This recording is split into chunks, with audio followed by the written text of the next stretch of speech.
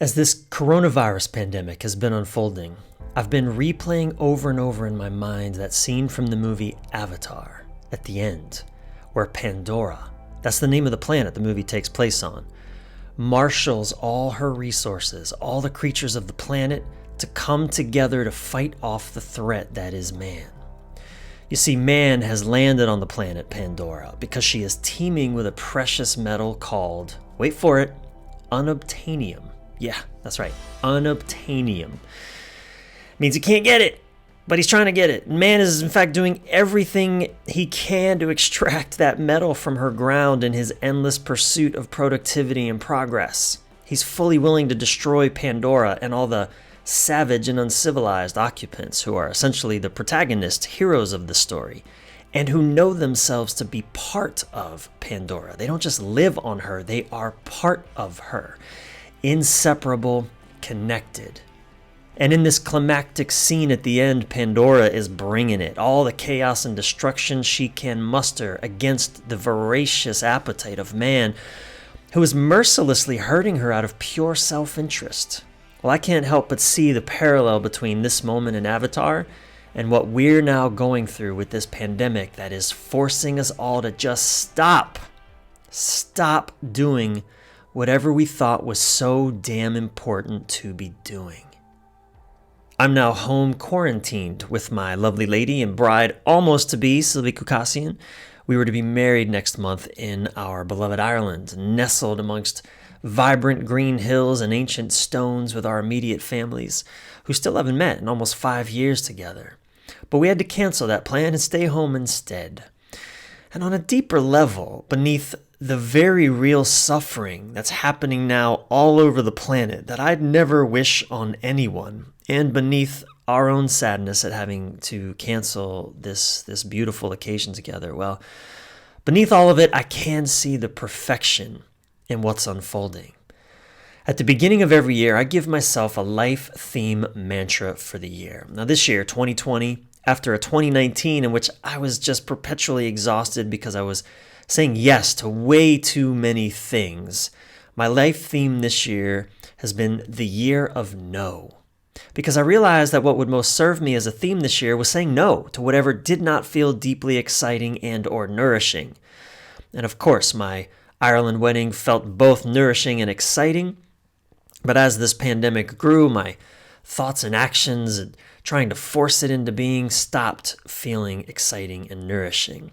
And what felt more nourishing, even perhaps a little bit exciting, as the signs became clear that this pandemic was getting worse, was to just cancel and regroup for next year, to give our brains and bodies the rest that this time is clearly calling for, no matter what my endlessly anxious and plotting brain might say about such things.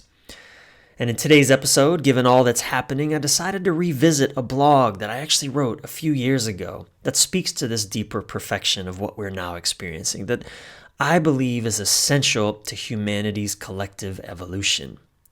The title of that blog was, "You Can't Be King Until You Embrace Feminine Energy."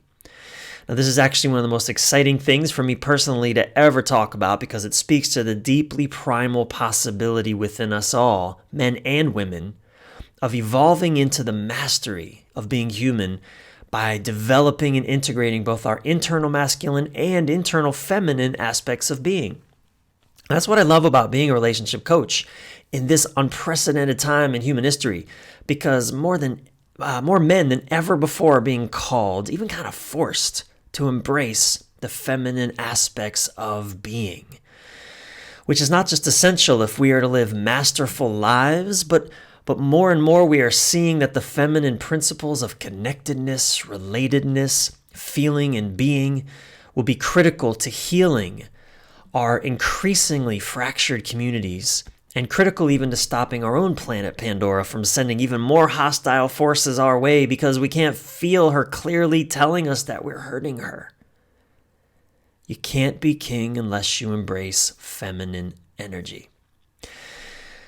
At the end, I'll share my 3 key takeaways, so definitely stay tuned all the way through to the end of this profound episode of Men This Way. And also, I want to thank everyone who's been writing in recently to tell me to keep going with this podcast. In a recent episode, I'd shared how I had been wavering. It was a lot of effort doing these episodes, throwing them over the fence into the world. And, though I've had a few thousand people downloading every episode, it's just hard to know how they're received. So I want you to know that the letters that you've sent me, the emails you've sent me, I've gotten some truly inspiring and heartfelt messages from listeners who've shared that this podcast matters. And I want you to know that your messages matter to me. Thank you. And if you want to share feedback, if you're listening, or share what this episode inspires in you, you can email me directly at Bryan@BryanReeves.com. It's Bryan with a Y at BryanReeves.com. I would love to hear your thoughts. And also, please, if you have something amazing to say, please leave a review on your podcast app. Your words make a difference to whether more people will listen. So, all right, let's dive. No man can truly be king until he is willing to take responsibility not just for himself, but for the entire world around him. Until then, he might get rich, but all he'll have is money. Last night, and actually when I originally wrote this was a few years ago, but last night I watched the recent remake of King Arthur, the movie King Arthur, with my lady and my stepfather, all cozied up on a couch with 2 Bernese mountain dogs and our little golden yellow Jean, fireplace crackling in the background. You probably haven't seen it. I'd actually heard it was not very good, but we wanted to watch something that all 3 of us could enjoy. Now, my stepfather, he's, classic man's man kind of thing. He loves action, particularly battle scenes where lots of men kill each other. I actually really love that too. Sylvie loves period pieces and stories with more emotional intrigue. And I also love expansive epics. And this one seemed to have all 3. And it was fascinating. King Arthur has everything you need to know about the evolution of the masculine from boy to king.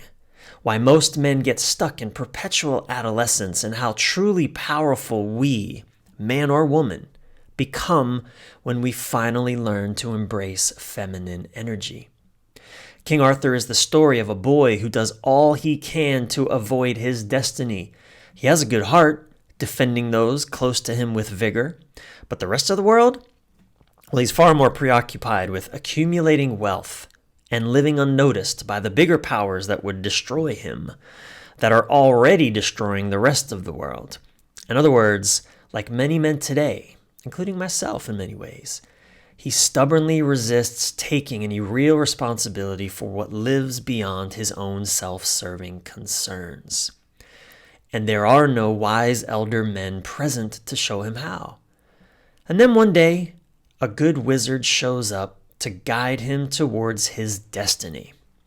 This wizard is a woman, naturally. And naturally, he resists and mocks her, even after she saves his life. So what does this mysterious feminine muse do to get him to wake up?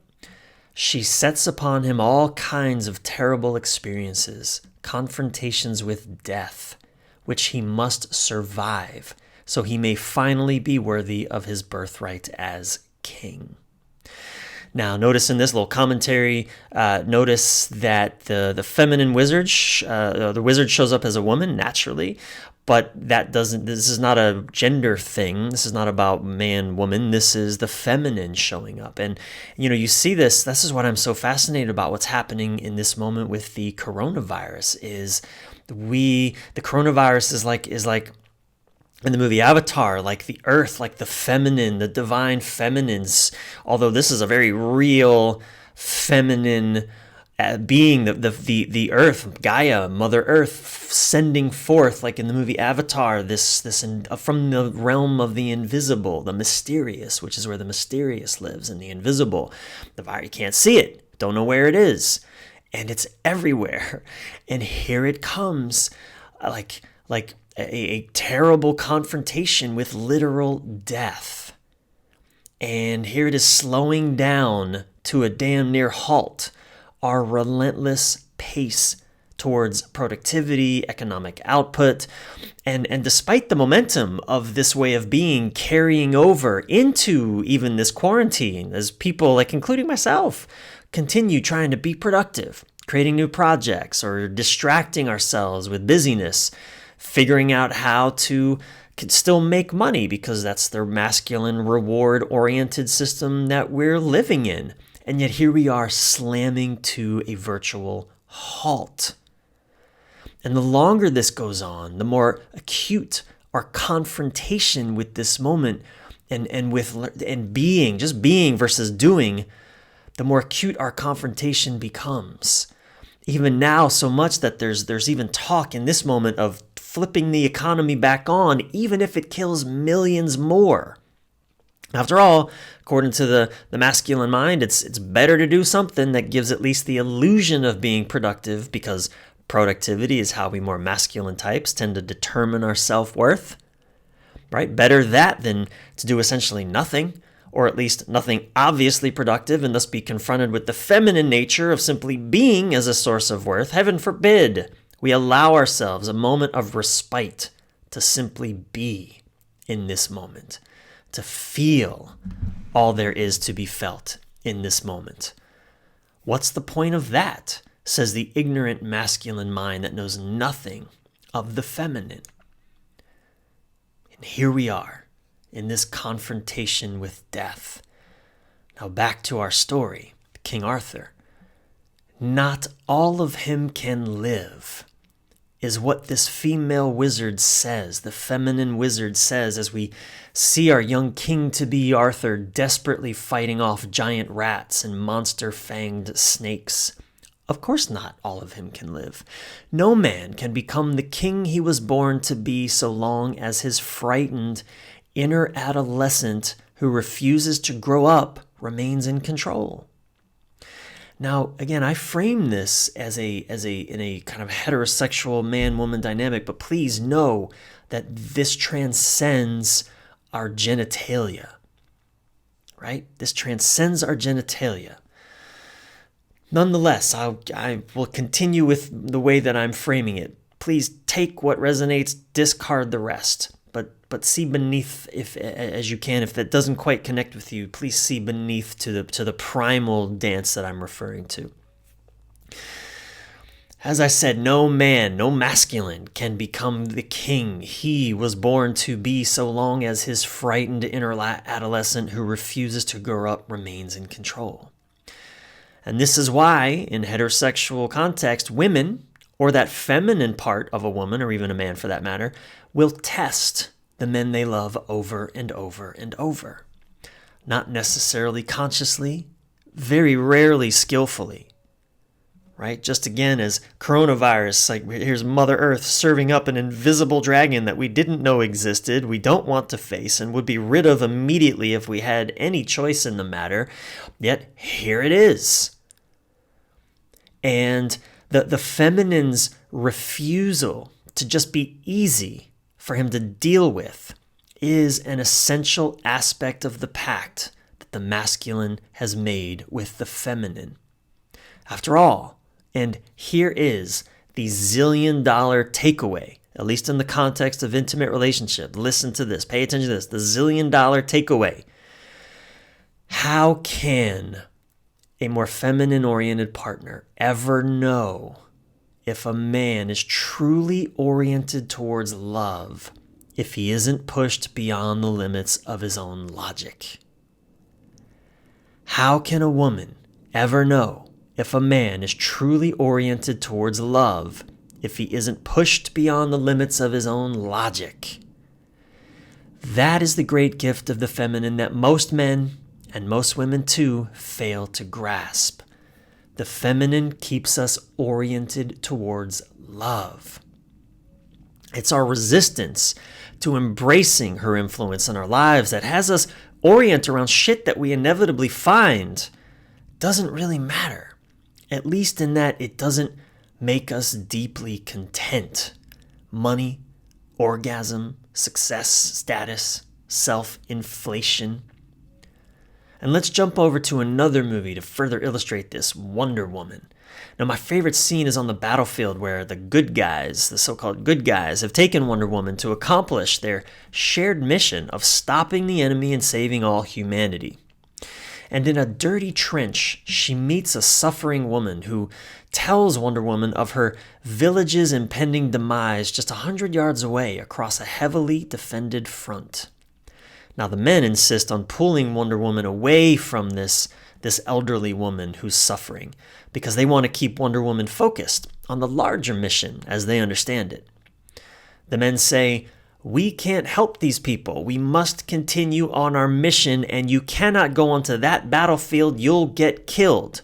It's no man's land." They literally say it's no man's land. No man can go there. Oh, isn't that the lament of so many men? For many men, intimate relationships are no man's land. A few years back, not long into, I should say, my relationship with Sylvie, I started creating a new program that was designed, or going to be designed, to help men navigate the challenges of intimate relationship. I was going to call it No Man's Land.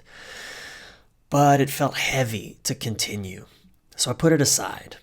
And I later realized that it felt heavy because I was running into, at that time, my own resistance to relationship, to my own challenges, my own confrontations with my own incapacity to really be deeply intimate with another human. And that is not a wise place from within which to try creating an inspiring relationship course for men. Nonetheless, most men's self-worth is tied to performance. If he does good, he is good. And yet so many of us experience relationships as a world in which we're damned if we do and damned if we don't. No matter what we do, we can't make or keep, anyway, a woman happy, at least not for long. Seems she's inevitably upset about something we did or didn't do.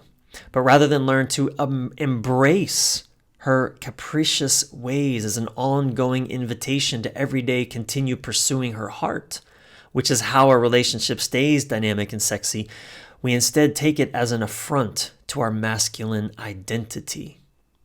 And this awful misunderstanding is at the core of so much relationship dysfunction and breakdown. And thus we watch Wonder Woman wave off the men's objections on that battlefield, insisting that this woman and this village right in front of them right now, this is Wonder Woman's mission. This is their collective mission. And she charges off into no man's land as the men look on in horror, afraid of certain death. And as they watch her successfully begin to make her way through, they're soon stirred with courage and hope, and finally choose to follow her. Or perhaps it isn't courage and hope, but rather the desperation that I see actually far too often in men who are only finally inspired to courageous action, finally inspired to go into that no man's land because they're finally genuinely afraid of losing the woman they love. Like losing her becomes a real, visceral reality, whether it's about to happen or it's already happened. That's when so many men will courageously lean into the challenges that no man's land holds for them. Now, naturally, it turns out that their mission to save humanity is ultimately fulfilled by following her lead. And in real relationships, too many men refuse to follow their women onto that battlefield. We hide in the trenches instead, where we think we're safe from death, though we're actually just dying slowly, unfulfilled, as the war of life grinds on and no connections to the other side are ever made. To the mystery, no connections are ever made. Yet every ancient boyhood to manhood ritual involves somehow facing and overcoming the fear of death. Now, I've coached so many men who had everything, wealth, comfort, success, and yet were dead inside because they weren't willing to let it all go to serve something deeper. Love. In other words, they weren't willing, didn't even know how to die for love. And I've been that man. I'm not so naive to think that this moment of pandemic is humanity's ultimate initiation into some new way of integrated masculine and feminine being. I mean, we've surely got far too far to go for that, but it is symbolic all the same. And no doubt many people will be confronted in profoundly transformative ways during this time. I've seen it over and over again, and I've experienced it myself. That men will pursue things that just don't really make us happy, not deeply, but we'll do it over and over and over until we have experienced a profound love with someone who means the world to us, and then we lose it. Then we begin to wake up to the absolutely essential role the feminine plays in our lives. Without her, we're lost, disoriented. And that, I believe, is what we are being confronted with in this pandemic today, that we are in being prevented from pursuing the outcomes and the things that we think will make us happy: a good economy, a better job, more money, or just maintaining money. All of that, we're being confronted with not being able to just go outdoors and congregate and have drinks and try to have sex with people, whatever the outcomes we think we need to pursue to be happy. As we're confronted with the refusal to distract ourselves with all that, I believe the opportunity is here for us to wake up to the role that the feminine plays in our lives. But let me keep going here with this story of the king, the boy who cannot be king, the man who cannot be king until he embraces feminine energy, to further illustrate what I'm pointing at, to further illustrate how without her we're lost and we're disoriented. I used to think masculine meant leader. I was in the Air Force, so, the most manly man in the traditional sense, in the traditional old paradigm version of masculinity, he was the leader. But a few years ago, while on my own sacred retreat in the Australian outback, working with my own coach, who at that time was a woman, my own feminine wizard, if you will, who in fact would kind of try to kill me in some ways. That story for another time. But while I was on that retreat, I had a massive epiphany. And it was this: the feminine uses her connection to the mysterious heart of life to orient her masculine partner towards love. The masculine then uses his particular gifts to figure out how to bring love into actual being. Any other dynamic is a perversion of life. And I'll give you an example of this. When Sylvie and I met, I discovered that she had a profound love for Ireland. She had only been there once and hadn't really seen much of the country, but she was just enraptured with Ireland. And I'd been there actually a few times, but I'd never really explored the countryside either. And actually, my grandfather was half Irish, so I have it in my blood. And I there was something special about Ireland, but again, I hadn't really been bitten by that bug. But when Sylvie told me that she was infatuated with Ireland, I thought, well, let's take a trip to Ireland. I mean, I could see how she lit up at the idea, the thought of traveling to Ireland. What did I do? I booked a 5-week journey all over Ireland, and it was extraordinary. We actually ended up getting engaged there in Ireland by the cliffs of Moher. And of course, I fell in love with Ireland, and it became my spiritual home as well. And this was an example of the feminine, that mystery, that thing that lights. And look, I'm sharing how this plays out in a sort of a two-person dynamic, but this also plays out within each of us as well, right? But in this two-person dynamic, as I could see Sylvie lit up at the idea of Ireland, literally her eyes and her voice and her body just come alive at the thought of being in Ireland.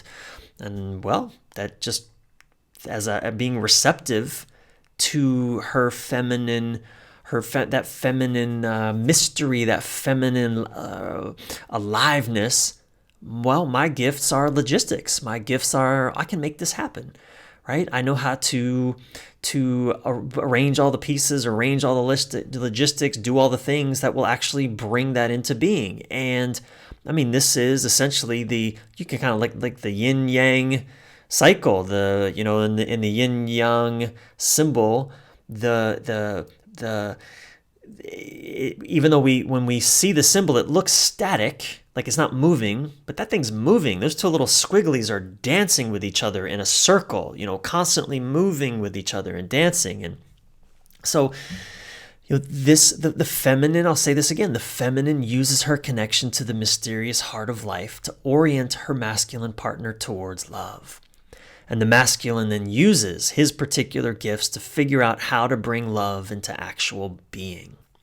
Any other dynamic is a perversion of life. Now, in the movies, the differences between the good king and the bad king, or the protagonist and the antagonist, they're always the same. The good king is oriented towards love. He or she uses wit and might to restore the world in love. But a bad king is oriented towards his own greed. He'll destroy the world, even everything he cares about, to pursue power purely for power's sake. In King Arthur, the bad king first kills his own wife and later his own daughter, sacrifices to make himself more powerful so that he can defeat the good king and hang on to power. This is so symbolic. The bad king kills. He kills the feminine all around him, his wife, his daughter, sacrifices to make himself more powerful, so he can defeat the good king just for the sake of holding on to power. But in the meanwhile, his wife and his daughter are dead. And we see this all over the world today in political leaders who are clearly more concerned with staying in power than in actually engaging their citizenry, the entire community that they were elected to serve. And they're not engaging the full citizenry, it's a tough word to say, in substantive discussions about how to create a truly just world for all. Thus, our collective disillusionment with the world of politics. Too many of our elected leaders are not oriented around love, genuine service, but instead they're exclusively oriented around keeping power. And every man is routinely faced with the choice to sacrifice love on the altar of his ambitions. Every man is routinely faced with the choice to sacrifice love on the altar of his ambitions. This is one of the kind of magical, fascinating things about the coronavirus pandemic, and even about kind of as a representation of feminine rising to throw off the chokehold that the self-serving masculine mind has on life. Because it doesn't matter how much power a man has. Doesn't matter. I mean, we're seeing our senators, presidents, their wives and their husbands, like everybody is being infected by this virus. Nobody is immune to its effects. I mean, this thing is, and I'm recording this podcast, and California hasn't even begun, where I live, hasn't even begun to hit the coming peak. We're still a few weeks away. By the time you listen to this, it may be peaking. It may have even passed. So who knows how this actually plays out? But that is the magic. That is the force and the power of the feminine. That she, and I say she, I don't mean woman. I just mean that feminine. That she doesn't give a damn who's in control. She doesn't give a damn what the masculine mind has to say about things. Our president right now says he sees everything open by Easter, which is 2 weeks from now. But I'm be willing to bet that ain't what happened. Or if it did, that the ramifications for that were even more disastrous. Now, on a more mundane note, and back in the realm of intimate relationship, we were just talking about Every man is routinely faced with the choice of sacrificing love on the altar of his ambitions and, big political ambitions. But on a more mundane note, sometimes a man's ambition is just as simple as wanting to watch the game on TV, right? And he'll reject his partner's bid for connection just to see the next play. I've done it. I probably did it today on some level. Like looking over my lady's shoulder while she's hugging me, thinking that I'm present with her, but instead I'm just watching a bunch of men on a screen play with a ball. Now, I don't mean to say that a man shouldn't have his space to relax and enjoy watching other men solve made-up problems. Of course he should. I'm only pointing out how easily and routinely we all, men and women, dismiss love with the roll of an eye.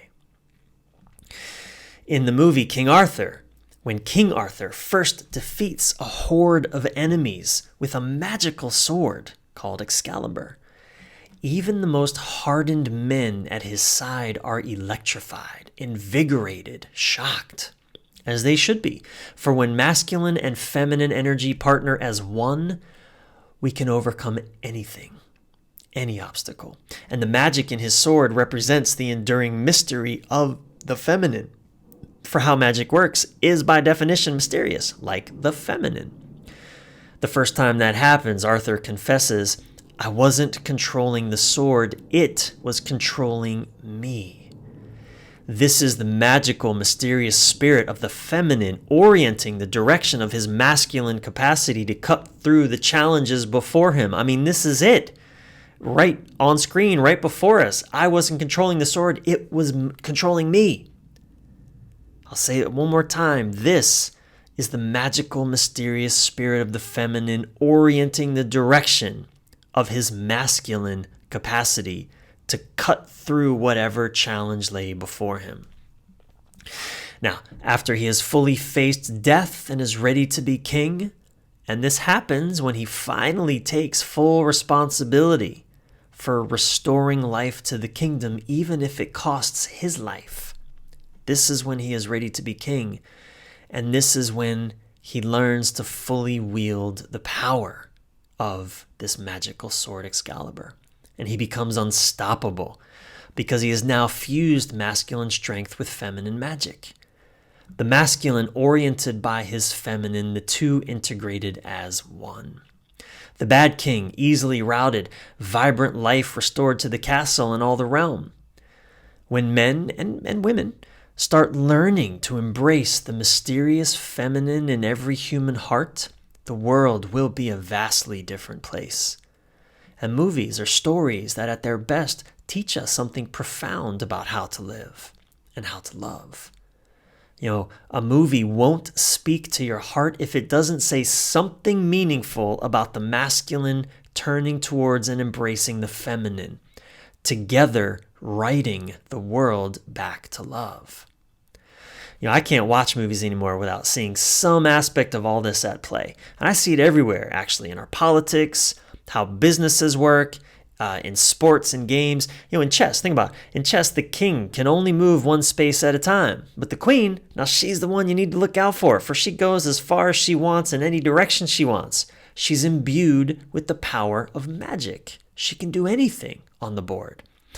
What chess probably gets wrong, in my opinion, is the game should be over when the queen falls, not the king. For when the feminine is lost, the game is pointless. Living is pointless. Or rather, we then point ourselves towards ultimately pointless pursuits. And I see this dynamic everywhere, within every man and every woman I work with, and within every couple too, regardless of their sexual orientation. And I daily see it in me. If you pay attention, you'll see it everywhere too. All right, let's dive into my 3 key takeaways. Now, there's a lot I could take from this and make from this, but I've settled on the following 3. And by the way, if you have a key takeaway that you think I should have mentioned or covered, please, I would love to hear from you. Write to me at Bryan@BryanReeves.com. Let's make a game out of it. Like, what did I miss? What did I not highlight? I'd love to hear what you got out of this. But here are my 3 key takeaways. Number 1, Masculine ambition is futile and misdirected unless oriented towards the feminine principles of love and connectedness. Say it again. Masculine ambition is futile and misdirected unless oriented towards the feminine principles of love and connectedness. Have you ever thought about towards what are you oriented in your life? You've probably experienced being disoriented, but have you ever thought about what it feels like in your body to really be truly oriented? Or even just to consider, what are you oriented towards? Are you dominated by thoughts of survival? Are you oriented towards survival? Making enough money, keeping your career growing, or not losing the lifestyle you've worked so hard to attain, etc. Of course, you can survive the modern world. Even if you have a lot of money, you still might be focused on survival. You can even keep a relationship surviving, but that's very different from truly thriving in the modern world or in a relationship. And there are a lot of men, especially, who do have tons of money, but are clearly still just focused on survival, whether through their surviving by their bank through their bank accounts, the self-image survival, or through their relationships, which continue to exist but are devoid of deep intimacy and genuinely fulfilling connection. Whatever you may think about our president, you can certainly see that his relationship with his wife is not an example of deep intimacy and genuinely fulfilling connection. Any other politicians come to mind? If you want to thrive, you must learn to serve the feminine principles of love and connection. And what does love and connection actually mean in tangible terms? Well, that's for you to discover for yourself. Here's key takeaway number 2. The masculine will always resist the way of the feminine, and vice versa. Intimate relationships are not the same as friendships, and as such, they do not play by the same rules. You and your partner will in some ways always resist the ways of the other. This is, in a deeply primal sense, why you choose each other. That tension between you is supposed to be there. That's what intimate relationships are, a dance of opposites, whether same-sex or heterosexual, doesn't matter. They are a dance of opposites, and that tension, that oppositional nature is supposed to be there. I'll often tell couples that I'm working with that the problems you're facing, they're not arising because you're different or arising from the differences between you. Your problems are arising because you're constantly trying to make those differences go away.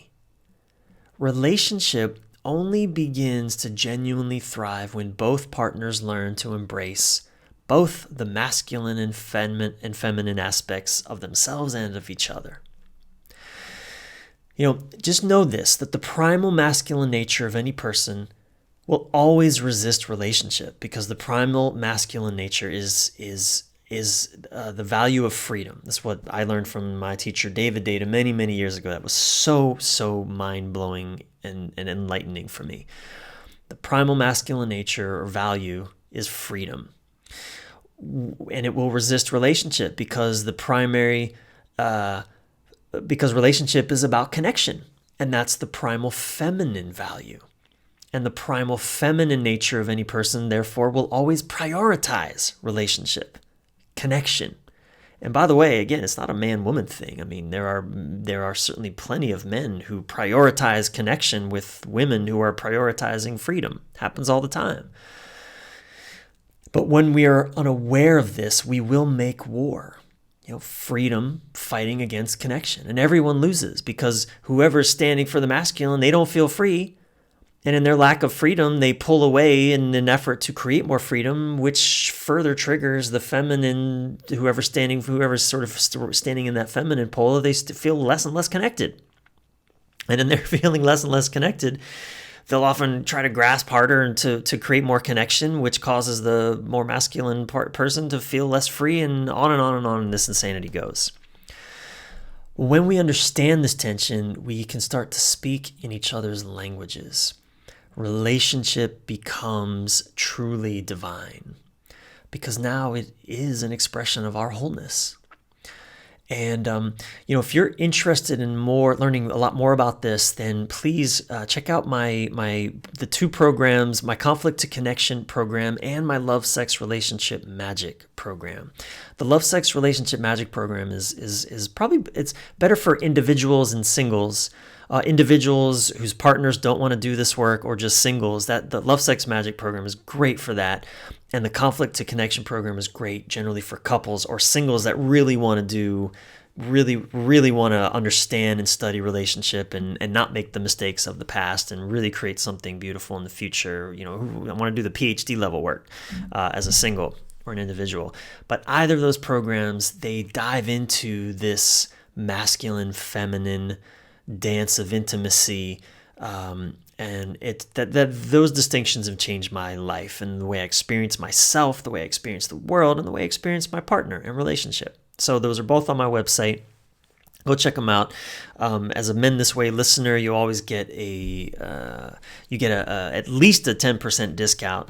But during this pandemic, Sylvie and I are also playing with some other possibilities. And so anyway, go check them out. But I want to move on to key takeaway number 3. Key takeaway number 2, just to summarize, was the masculine will always resist the way of the feminine and vice versa. Okay. Key takeaway number 3. The feminine will always rise up to come kicking our asses until we learn to fully embrace and welcome her into our world. That's just the way of things. I mean, it's in all of our movies. Another way of defining or languaging this dynamic is chaos versus order. It's the dance between chaos and order. I'll often tell men in relationship, especially, and because this is me and a lot of women. Again, I please understand this is not a man-woman thing, but as a man, I identify with this greatly. Men are often, we're trying to order the world. We're trying to put things in order, in whatever order we think they need to be in. And, the feminine, she kind of represents the balancing chaos that keeps things interesting. If everything's in perfect order, we're bored out of our damn minds. It's no fun. There's no fun in the world. Fun is all about there being chaos. There's no fun in order. Right? There's no joy. I mean, where's the joy in that? You can rest when everything's in order. Okay, you can, and that's sort of the ultimate masculine bliss is, I don't have to do anything anymore. Everything's in order. I'm done. But that's not fun. There's no fun in that. What's the point? Well, again, there you go. What's the point? Right? And just as the woman wizard in King Arthur shows up and she unleashes havoc, chaos upon this boy, this adolescent Arthur who has everything in order. His life is convenient and tidy. He doesn't have to take any responsibility for anything other than just what's right in front of him. And so the feminine, this wizard, she unleashes havoc upon him. And so too are we now as a collective humanity being subject to a profound and pretty frightening chaos in the form of this invisible virus. But if we collectively respond well, by more deeply orienting ourselves in the service of love, of being. And you can see it in the courageous front lines service of healthcare professionals the world over, putting themselves at risk, and the quarantined neighborhoods singing together on balconies, and countless coaches and therapists and musicians and artists, everyone rushing online, stepping up their own efforts to help serve the world's mental and emotional well-being. So many people, all the connection that's happening in it with a renewed vigor through social media, reaching out to old friends. I mean, I've heard from old friends that I haven't heard from in decades that are reaching out to connect. If we respond well to this moment, and I believe we already are, then we will take this evolutionary step further towards our collective kinghood. But if we merely survive it and quickly return to our masculine dominant ways, again prioritizing money over people, productivity and busyness over slowing down, being, feeling, and connecting, well, what an opportunity we will have missed to learn to live more fully in our wholeness. Though we can be assured it won't be the last opportunity. in the form of some surprise big-time ass-kicking that life will throw at us. Thank you so much for listening. Find this episode, including any links, resources, books, show notes, of course, including the link to this blog that I went through as well as other episodes featuring inspiring insights and conversations with extraordinary and wise guests. Find all that at bryanreeves.com/Men This Way Podcast. It's Bryan with a Y, Reeves.com/Men This Way Podcast.